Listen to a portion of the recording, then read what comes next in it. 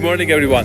It's just great pleasure to start this panel with a series of great speakers. My name is Hamed Ektiari, University of Minnesota, and we will be discussing about how neuroimaging could be used as a tool for treatment development and challenges and potentials in that direction.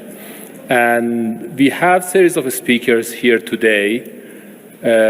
Lara and Joe, both of them are here. Sarah was not able to make it. She is here, but she has some kind of medical issues, so she decided not to join us today, but she's doing well. So we are happy that she's doing well.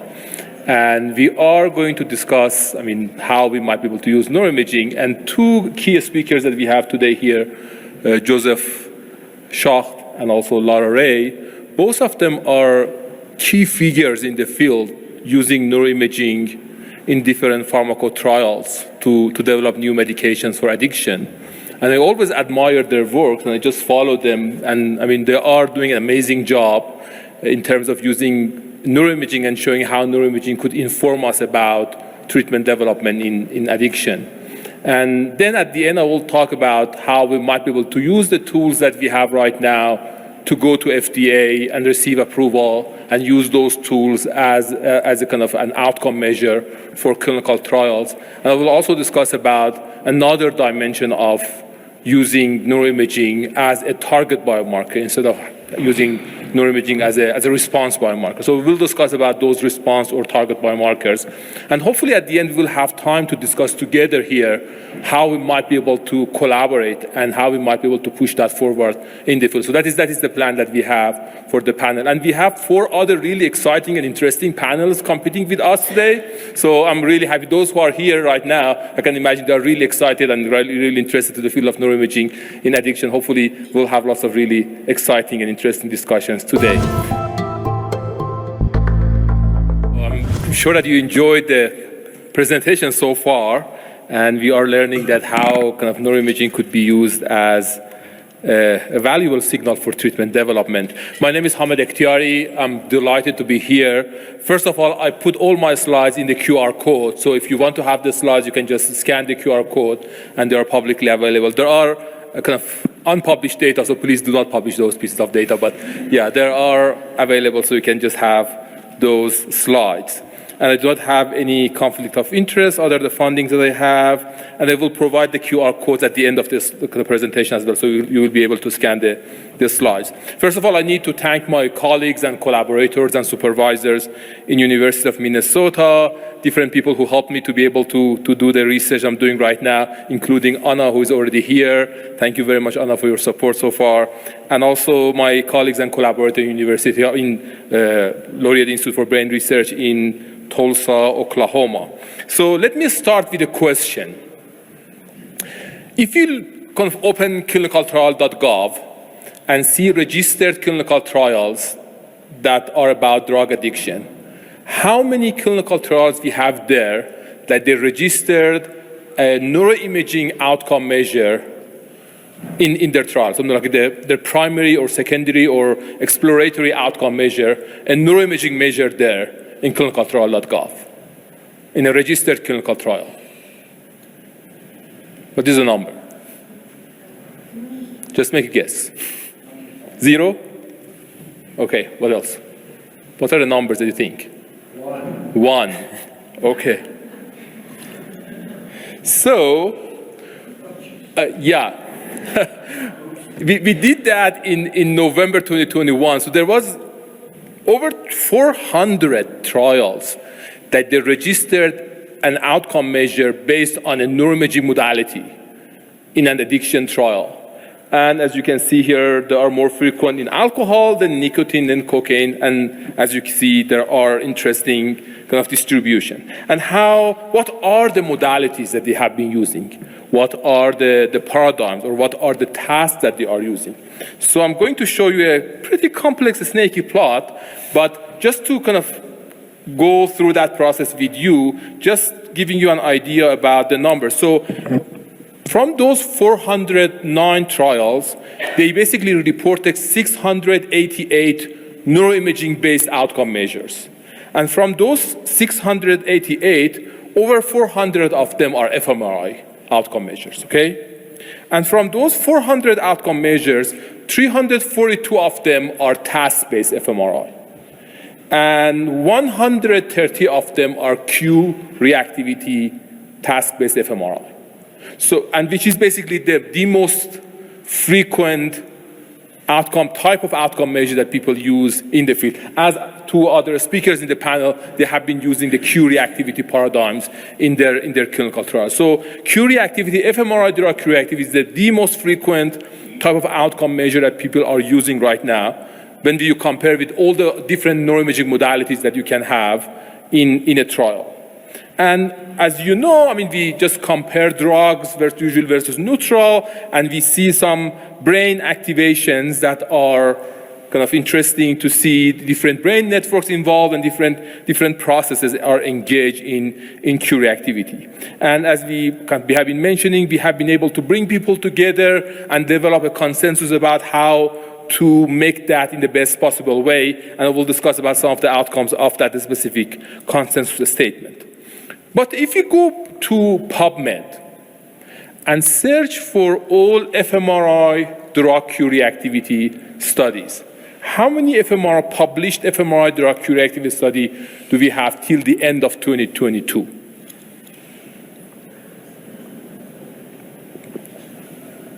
Make a guess. Joe was talking about 28 of them in his systematic review. So how many we have till the end of 2022?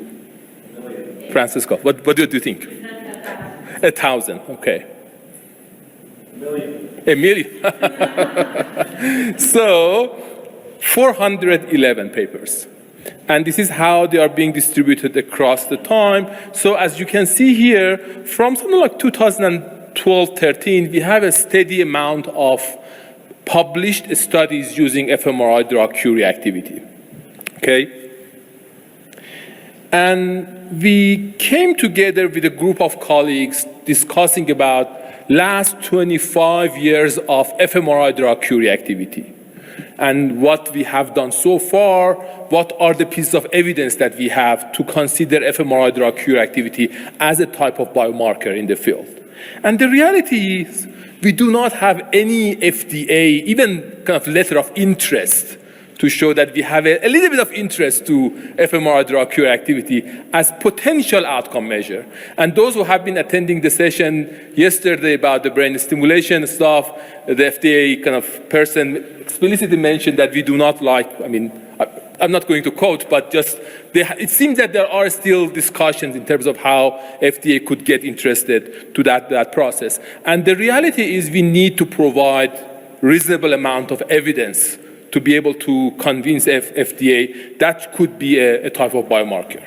And to be able to make that happen, we have been discussing how to organize the level of evidence that we have within these over 400 studies to be able to convince FDA that there are some kind of interesting signal there.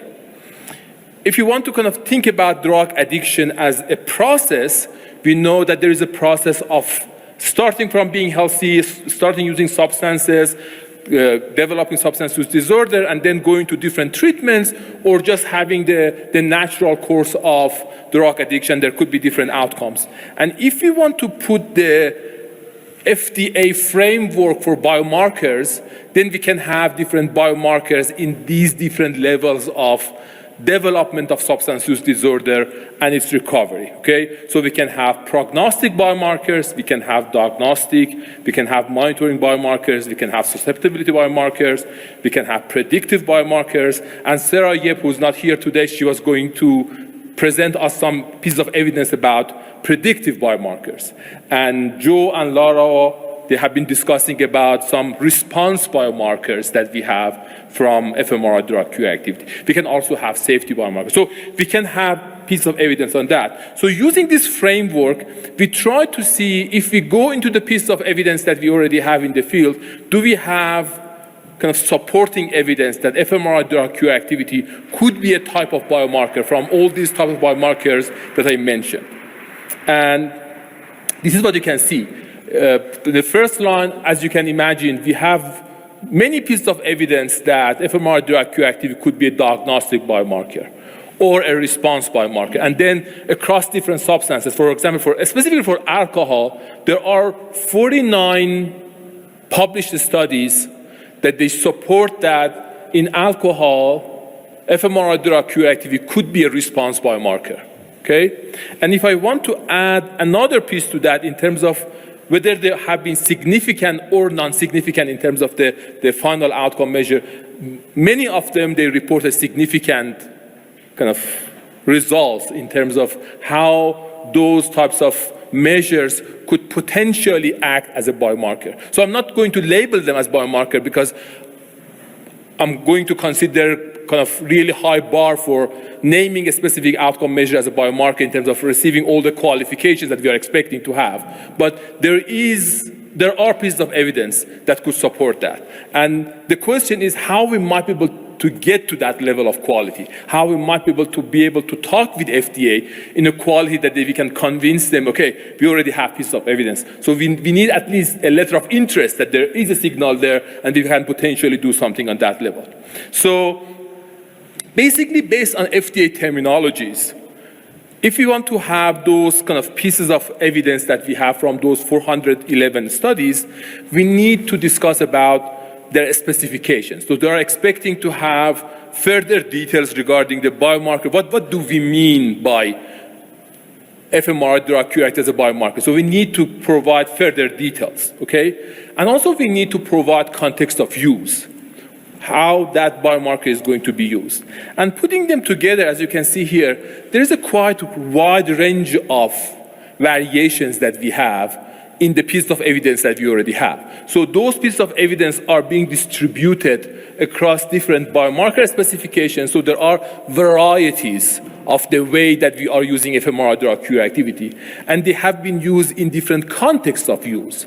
So when we go to all those details, you can see that on all those cells, there are smaller numbers of studies that we have that are supporting fMRI-derived Q activity. And the question is, okay, if we want to go to FDA, which part we should invest on? Should we start from, let's say, discussing that we really like fMRI-derived Q activity as a block design task with visual cues, and then let's start with alcohol, and then in alcohol as some sort of response biomarker. So how we might be able to find the best bet to start the process with FDA and how we might be able to move things forward. And to be able to do that, we also need to kind of move forward and be able to do some levels of meta-analysis and also mega-analysis in terms of bringing these pieces of data together and show that, okay, we can show consistency across these pieces of evidence, and we need to develop some levels of expert consensus and levels of even harmonization, because even across different labs, we are using varieties of different tasks and different kind of variations of cues. So how we might be able to get to that level of harmonization. So that is what we technically need to do. And I will discuss a few pieces of that at the end of my presentation as well. So we need to work together to be able to make that happen. In another level, we know that there is right now kind of developments of brain stimulation technologies that could target specific areas in the brain. And we have fMRI-derived Q reactivity. And the question is how we might be able to have another level of biomarkers that we call target biomarkers. So specifically using brain stimulation interventions and target specific areas within the network that we are discussing to be able to change brain responses to drug-related cues. And this is the second part of my presentation today in terms of what would be, because we have been discussing about different areas in the brain, what are the pieces of this network we should start to target, okay? So there is a new publication in Nature Medicine that was discussed yesterday as well from Michael Fox in Harvard. And it's a nice piece of paper. They reported that how we might be able to use network-level analysis to find brain lesions that could help people to stop smoking or drinking alcohol. And what they showed that there is a specific network in the brain that could predict stopping smoking and also drinking alcohol. And the main hub of that network is located basically in the frontopolar cortex with extension to the ventromedial prefrontal cortex. So that is the main hub. And they have been suggesting that probably could be a good hub for brain stimulation. And I found a kind of opportunity to read the entire paper because before the publication of paper, I received an email from New York Times in a Saturday morning asking me, some questions about a paper that is going to be published in Nature Medicine, and they have been planning to make some report on that before its publication on Nature Medicine. And I had this opportunity. I was thinking, oh, should I respond an email to New York Times or not? But I ended up kind of talking with my boss, and he was thinking that's a good idea to answer the email. So I had this opportunity to read the entire, 40 pages of the paper, because these days we usually do not read the entire kind of cover-to-cover pieces of the paper. So I read the entire paper, and I was kind of helping them to understand the paper and publish kind of a piece about that. But I ended up realizing that, okay, the thing that they are discussing and the area that they are discussing in the frontopolar cortex is actually an area that we have lots of cue reactivity responses. So beyond these sort of lesion studies, we also, in the field of cue reactivity, we have lots of activation in that area. And this is the activation that we have on the frontopolar area. And the interesting part about that activation in the frontopolar area is when you do PPI, psychophysiological interaction on that area during cue reactivity, you can see that that area is highly connected to left amygdala and also right dorsolateral prefrontal cortex. Positively connected to left amygdala and negatively connected to DLPFC, which is quite interesting, and I'm going to kind of discuss a little bit about that and how that might be interesting in terms of target biomarker development. There is a nice piece of paper by Brian Adinoff and also Elliot Stein together. Elliot is not here, but Brian is here in the meeting, discussing about probably cortico-amygdala network is important for prediction of relapse. And that is a kind of a quote from their paper that the left centromedial amygdala connections to ventromedial prefrontal cortex, which was highly kind of overlapping with the area that we are discussing, the frontopolar area, could predict relapse. And this is really close to what we are discussing here in terms of the connection between centromedial amygdala and frontopolar cortex. So I sent an email to Mike, and I was kind of discussing with him. But that's interesting because the piece of evidence that you have and the piece of evidence that we have, it seems that they are overlapping. Is it fine if you share your maps with us and see how we might be able to do some further analysis on that? So he shared his map, so we started to work on that. And then I was talking with Colin Hanlon, and I was talking with Colin, it seems that you have some piece of evidence in other substances. Is it fine if you share your data? So she brought in her data on alcohol and smoking, and we realized that even drug cue reactivity data in alcohol and smoking, and also cocaine in her data, they all have that component of frontopolar activations in drug cue reactivity. That was interesting. So we have been thinking that's an interesting piece of evidence. The other thing that we know that the deep TMS devices that is already available, and I'm sure you have heard about their trial for nicotine use disorder with 3 weeks of stimulation, 5 sessions per week, and then one session for the next 3 weeks. And they have a piece that they call provocation administration. And do you know what does it mean? Provocation administration. What is this? Basically exposing people to nicotine-related cues. So that is basically the cue exposure part of their trial. And they showed that without cue exposure, they will not be able to have any neuromodulatory effect in the quality that they are expecting. So they need to expose people to these drug-related cues, and that's a part of the protocol. And they showed that protocol has some results in terms of kind of number of cigarettes that people can be using and the quit rate among people. The effect size is not that much exciting. It's almost at the level of what we have with varnicline, so it is not that much a large effect size, but they have been able to receive FDA approval for the first time of a neuromodulatory intervention in the field of addiction, which is quite promising. But if you go back and see the deep TMS studies and just see the H4 coils that you are using for smoking trial and do modeling, you see that H4 coil, the area that the H4 coil is actually stimulating is overlapping with the target that I was discussing in frontopolar cortex. So they are technically overlapping at the same time. And they are also working on another trial with an H7 coil with alcohol, and they have some preliminary positive results. So they are working on a larger scale trial right now. And even on that trial, that coil is also targeting frontopolar cortex. It seems that that frontopolar cortex has been working because of that overlap with those coils. And then, as you probably have heard before, the area that Colin Hanlon basically started in MUSC to stimulate, and I'm calling that area as kind of Colin Hanlon's kind of medial prefrontal cortex area, that area is actually, when you do the modeling with kind of TMS, you see that area is also the stimulation that they are doing on that area is actually overlapping in the frontopolar cortex. And then other modality, we discussed about TMS, also electrical stimulation studies, and you know that is what we call transcranial electrical stimulation, and there are different modalities, and I use this is how it looks in my lab. We use different electrodes, and we try to see how we might be able to engage different networks in the brain. But the reason that I like this technology is it could be scalable. So we can make really inexpensive devices that could be home use.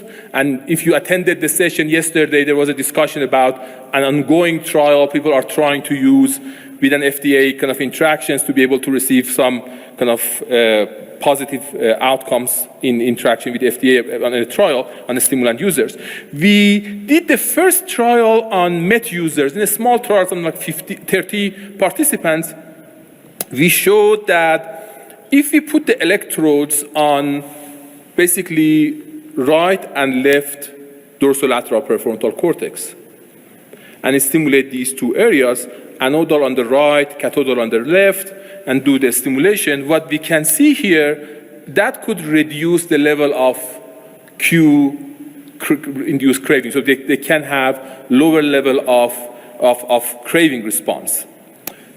And if I go back and do and the initial idea was we have been thinking that, okay, we are actually stimulating dorsolateral prefrontal cortex, and that is the reason that we have higher top-down regulation and reduction in craving. But if you do a modeling, that's a new thing that we have done, when you put the electrodes on dorsolateral prefrontal cortex, the highest level of electricity is actually on the frontopolar cortex. So it is not on the dorsolateral prefrontal cortex. And recently kind of submitted a paper, hopefully it's going to be published, but we discussed that, I mean, we are not actually stimulating dorsolateral, we are stimulating frontopolar cortex. And this is a larger trial in MET users. As you can see here, these are 60 MET users that we put electrodes on dorsolateral prefrontal cortex. As you can see here, most of those people, they receive the highest level of electricity in their frontopolar cortex. But the other thing that you can see here is what you see in the picture. People are quite different. So there is a wide range of, because our brain structure, our skull structure is quite different. So when you put the electrodes, people have different levels of electricity in the frontopolar cortex. So we did an extra analysis in terms of, okay, what will be the relationship between the level of electricity that you have in different parts of the brain and the response to that stimulation. And the only area that the level of electricity and the response rate was correlated was in the frontopolar cortex. So the level of electricity they have in the frontopolar cortex was something that we have been thinking as an kind of outcome in that process. But how we might be able to optimize things in the individual level based on what we have been discussing about that specific connection on frontopolar cortex and the relationship of that frontopolar area with areas in amygdala and DLPFC, okay? So we started to think about, okay, how we might be able to expand that and develop a new trial. So on that side, so we started, this is the kind of fMRI drug-to-active response, and I plotted that over different parcellations that we have in Brainotome Atlas. And within the subcortical areas, the highest activation that we had was on basically the first two bars were centromedial amygdala, so those areas. And left centromedial amygdala has the highest level of responses. And also then we have nucleus accumbens and other areas in subcortical areas. And so we started with that, and we defined that as a seed. We realized that seed, as we have been expecting, is connected to the frontopolar cortex. And with the work of a brilliant postdoc in my lab, Ghazale, who's going to kind of discuss further about that in a talk tomorrow. So we started to work on how we might be able to think about individualizing targeting of frontopolar cortex with TMS in a way that we can have the highest level of response. And looking into that, we realized if you want to look into the frontopolar cortex and the areas in the frontopolar cortex in an individual level that are connected highly to amygdala, to left amygdala, while people are exposed to drug-related cues. So we are talking about task-based connectivity. This is the wide variation of hotspots that you can get across 60 different individuals. So, and as you can see here, they are kind of distributed across different X, Y, Z locations. So they are distributed across frontopolar cortex. And that is the process that we have started to think about, okay, how we might be able to kind of use that. Like what, I'm not sure, have you heard about the SAND protocol in depression? So that is the idea of individualized TMS based on connectivity now in the field of addiction. And we showed that that kind of individualized connectivity could also be related to the level of craving that people experience when they are exposed to drug-related cues. So we started to develop a pipeline to be able to optimize the location of the stimulation. And then for TMS, it's also important to optimize the orientation of the coil. So that was another level of optimization. And to be able to do that, we basically started to use robotic arms. So that is a new development that we are using. We are still working in terms of whether the robotic arm is going to make a significant difference in terms of, instead of just using hand and neural navigations to optimize that stimulation. We are working on that piece. And then optimizing the dose. And we develop a full pipeline. Ghazale is going to discuss about the further details and how it works in a presentation tomorrow in the afternoon, 1 p.m. So please join us if you are interested to know further technical details about how it works. So this is kind of the target, and we just got funded for that. So we started to be able to run that trial. Hopefully we'll have the results in coming years and discussing about that. But beyond that, can we have other targets other than the frontopolar cortex, as we have been discussing? And one of the potential targets that people have been using is DLPFC. And we started to realize that at the end of the day, we probably can have a network of areas that could be targeted for brain stimulation with TMS. And going back to the data that we have, basically these areas are highly connected to each other, and these are PPI results. And it seems that that node of DLPFC that we are discussing about is suppressing those subcortical areas, while those frontopolar nucleus accumbens, amygdala, they are positively connected to each other. So this is a new model that we are working on. But even within DLPFC, if you see the figure D in the slide, we do not have one DLPFC. There are multiple areas in DLPFC. And even that is the fMRI drug-cure activity data. As you can see here, there are areas in DLPFC. As you go down, that kind of I'm not able to use my kind of laser here, but yeah. So this area is exactly what the area that Joe was mentioning about, the inferior frontal gyrus area that is controlling the level of craving. So that is the kind of the area inferior frontal gyrus. But there are also some deactivations in frontopolar, basically DLPFC areas. And this is the area that we are thinking about targeting. And that is kind of the area that we have the network here.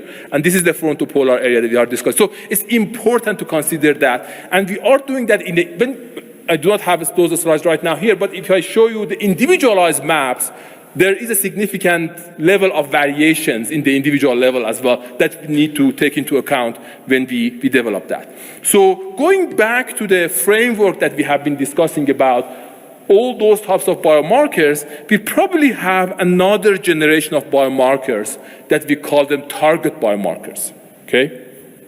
This is something that we are working on right now, writing a new piece, suggesting to FDA that we need to have, beyond the kind of things that we have in the BEST framework, we need to have target biomarkers. And we are thinking about how should we define target biomarkers in terms of having kind of the biomarker that could directly shapes, guides, or constrains the administration of a treatment. So that is the way that we are trying to define that. And we are still kind of discussing in terms of, could we have target biomarkers in other interventions other than neuromodulation? So we are still kind of thinking about that and developing that concept. So that is something, an ongoing discussion. If you are interested to join that discussion and help us for that specific piece that we are writing, you are definitely welcome to join us. So we had a webinar recently discussing about some of those technical details. The webinar is fully recorded, is available on YouTube, so you can just see the discussions that we had on that webinar, and the last few slides they have. The last question I'm going to ask, how many TES and TMS trials that we have in the field of addiction medicine so far? Do you have any numbers in your mind? TMS, TS trials. Okay, we just finished a systematic review with another group of lab members, brilliant lab members, Afra, Hosna, and also Ghazale, that we showed we already have over 200 trials using TES and TMS in the field of addiction medicine. And just in the last year, we had 39 published trials in the field. So the field is exploding. So the field in the field of addiction medicine, we have a significant increase in this area in kind of addiction. So we are going to hear more about that in the future. And those pieces of evidence are not only from the US. That is also an important part. So something like 22% of the trials are actually from the US. So like 78% of those trials are happening in the other countries around the world. I'm not sure how many representatives we have from other countries right now in this meeting, but it's not just us in the US that are leading the field and making things happen. So we need to see what others around the world are also doing. So we have started to realize that we need to work with people who are working in China, in Germany, in Israel, around the world, how we might be able to work together on that. So we developed a network called International Network of TS/TMS Trials in Addiction Medicine, and we are kind of working together to see how we have kind of quarterly webinars. We discuss about these things. We have a recent, not that recent, from like 2019, consensus statements together to how we might be able to collaborate together. Now we are working on the next consensus statement. I think this one received something like 250 citations during the last 2-3 years. So people are basically using that kind of roadmap that we developed for that. So we are going to have a webinar, we are going to have a session today in the afternoon, 5:30 p.m. in Government Square number 11. So we are going to discuss about that. If you are interested, you can join us there. And then we also have at 6:30 p.m., we are going to have another networking meeting about addiction cure reactivity. And those who are interested to join that network, because right now we are convincing different labs around the world to share their fMRI drug cure reactive data. And Laura, Joe, Francesca, many others around that are helping us to basically share their databases, because we need to do some collaborative work and mega-analysis to make those things happen. Okay, my take-home slides. We can use biomarkers for treatment development. We discussed about fMRI drug cure reactivity as a potential biomarker, and we discussed about FDA BEST framework and how we might be able to organize the evidence that we have to be able to go to FDA collectively together, 20, 30, 40 different labs and pushing FDA that, okay, this is what we have, and we want to at least have a letter of interest from your side. And then discussing about target biomarkers in addiction, and I discussed that probably we can have some transdiagnostic biomarkers across different substances that could be targeted in addiction kind of medicine and also with neuromodulation. And then I discussed that probably even with different brain stimulation modalities, we can target the same area with different modalities. And that could be also encouraging to make that happen. We recently submitted a work for American Journal of Psychiatry. It has just something like 2 weeks ago accepted, so hopefully it will be out kind of discussing about all those pieces of evidence that we have in the field. But to be able to go beyond that, we also need to make sure that the signal that we have is reliable and robust. And to be able to do that, this is what we are also following in terms of how we might be able to show the robustness and reliability of signal. For example, in this study, we showed that an area in ventromedial prefrontal cortex would have a habituation response to drug-related cues. But we collected 2 replication samples, and we showed that we can robustly replicate exactly the same results in those 2 replication samples.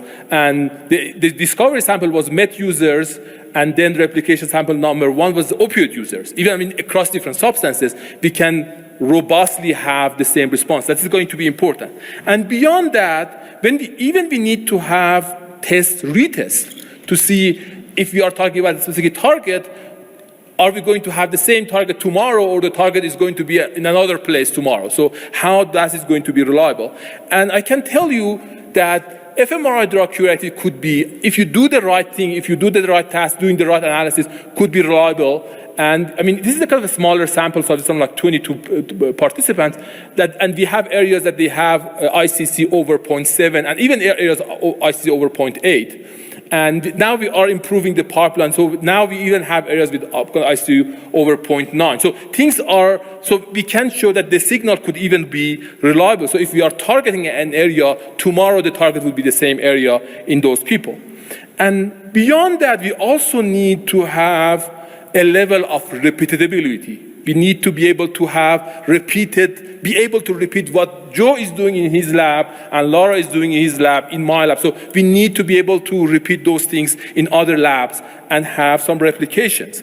And to make that happen, that is the reason that we brought people together and we developed a checklist, and we recommended people who are in the field, if you are publishing an fMRI drug curativity study, you need to report these items. These items should be in your publication, okay?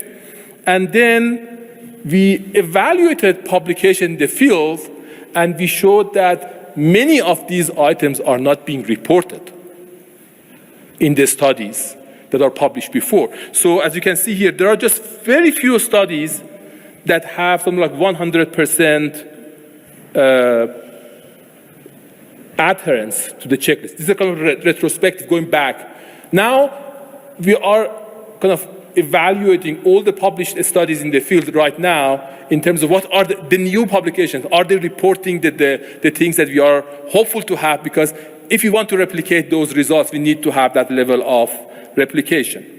And then we discussed about target biomarkers, optimizing that, individualizations, potentials for individualized stimulations, and then how we might be able to do networking in an international level. So we are working with the International Society for Addiction Medicine to develop guidelines in a global level and bringing people from multiple different countries together to help to work together. And this is a kind of a network that we recently developed with representatives from 80 different countries working together, how we might be able to develop some kind of international interactions. And the next meeting that we have is going to be in Marrakesh in November. So please, those who are interested in international interactions, that could be something that we are hopeful that we can encourage you to join us. And this is my last slide, QR code for my slides. And many thanks to those who helped us, and many thanks to you for paying attention. Thank you very much.